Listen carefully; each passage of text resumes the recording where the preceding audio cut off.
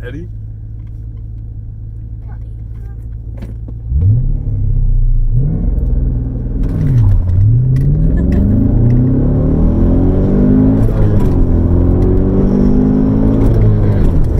Did you just grind the gear? No.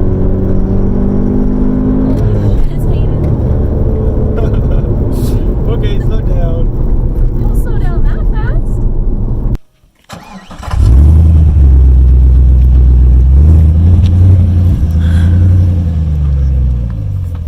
Alright, the last time Hayden did a donut on a road like this, he slammed his truck into a post, so...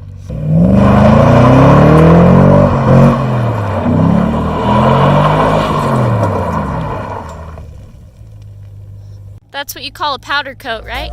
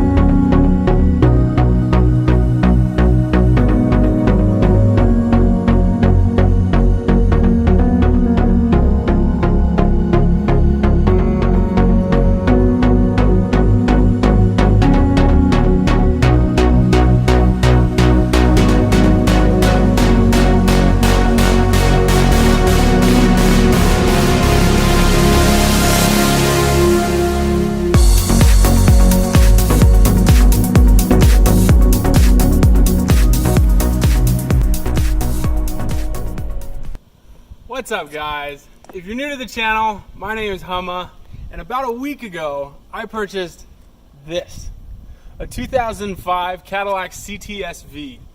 Now, I purchased this car for my wife to replace her crappy little Focus, which we have sold, by the way, thank goodness. But this is much better. So I have been following these cars for quite some time now, probably 10 years. And I personally have never seen one listed for lower than $10,000. I just haven't seen it. So normally 10 grand will get you 200,000 miles, beat to heck, with plasti dipped green stripes on the bottom of it. This one I found cheaper than that. This is the cheapest CTSV I have ever seen listed. So I bought this car from a dealership, but it wasn't your typical giant name brand dealership. It was a little bit smaller, kind of interesting, but the guy was nice and he seemed pretty trustworthy, so I bought the car. So originally I thought to myself that it's probably the miles is why this thing's listed so low, but this one only has 154,000 miles, and a week after I purchased this, I found the exact same car with the exact same wheels, the exact same color, exact same exhaust, just not as rusty, with 176,000 miles for $12,000. So it's not the miles, but let me go over a few of the flaws that may make this car worth less. The guy had the entire front end completely repainted. He said he fixed all of the rock chips, so that alludes to the fact that there might be some damage underneath all of that brand new paint, and so far I have found nothing. There's like a little front splitter plastic piece that might be missing, but really it's a clean title. There's no damage under there. These wheels look super great. No curb rash, nothing, right? But then once you get a little bit closer, you see that there is some curb rash, but it's just been covered up. And then over here you can see some run marks. So it's definitely not the original paint, and you can see right there too, it's chipping a little bit. So the other noticeable damage on the car is right here. So there's a scuff mark where it backed into something, and there's some chipping paint right here, and then this taillight has been cracked all the way up. On basically all of the emblems, since they're 10, 15 years old now, they all are kind of faded, and they aren't quite what they used to be. One of the other things that I noticed, and this one's kind of hard to miss, is this tint. It's a little bit messed up. Tint is pretty cheap, so that's no big deal, and we'll get that fixed soon. Now the other thing that's messed up with it is down here, this speaker cover has been cracked and it's damaged. The other thing that I found is right here, this little spot.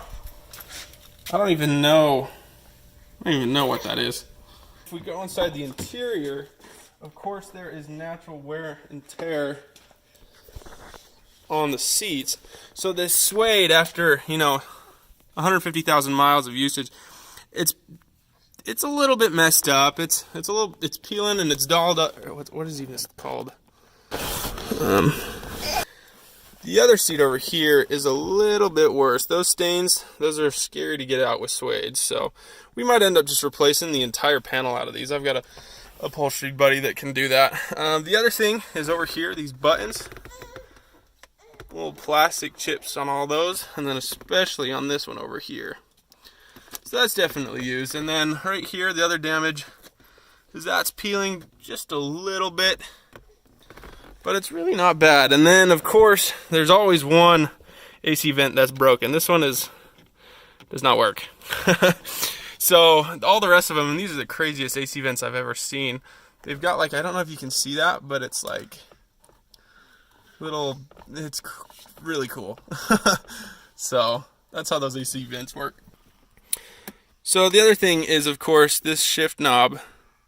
It's just seen better days. There's nothing particularly wrong with it, other than it wiggles a little bit.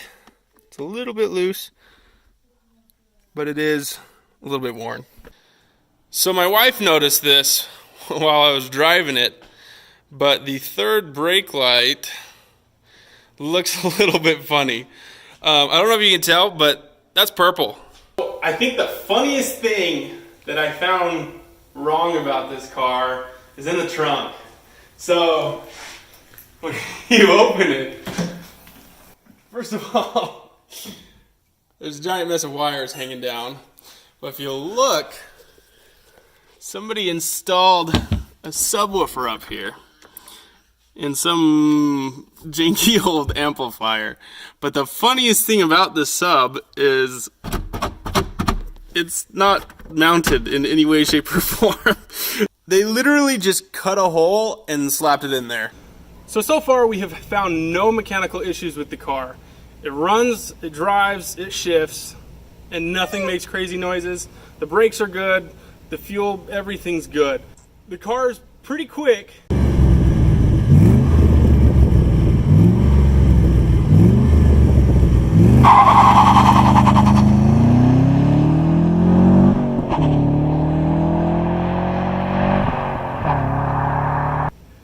But I wouldn't necessarily call it fast. That Viper's sick.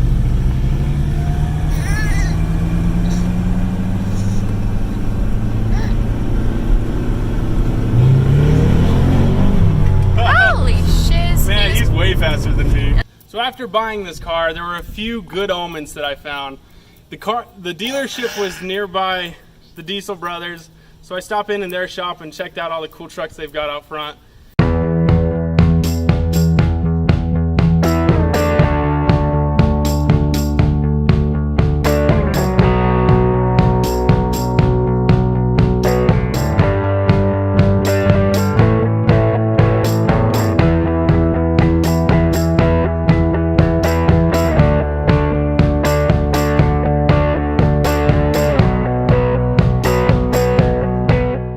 way home, there was a double rainbow. I got to play around with the little Subaru BRZ, and I got to play around with the VFR motorcycle as well. So I think I got a freaking bargain for this car. So this one has lower miles than that one I found for $12,000. Upon a little bit further research, I found two others listed for 20 grand, but those both had blowers on them. But I mean, I've got a buddy that's got a blower kit he'd sell me for 2,500 bucks. So maybe I'll just slap a blower on it and sell it for 20 grand. But I want to know what you guys think. Did I get a deal at $7,500? Let me know in the comments below. Thanks for watching. Subscribe for more content of this dude, that thing, and my wife, and me. America and the whole SpongeBob crew chilling in freaking doll form in the front of your dash. That's kind of weird. Oh, there's a donkey too.